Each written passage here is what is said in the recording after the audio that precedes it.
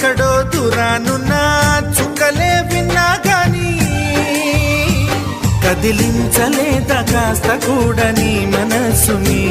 పరదాలు దాటి ఒక్కసారి పలకరించవేమి అందరినీ ఇలా వెంటపడి అడగాల సరదాగా నువ్వే ఎదురైతే సరిపోదా నిద్రపోతున్న రాత్రి నడిగా గుడ్డికి చేరిన గువ్వల నడిగా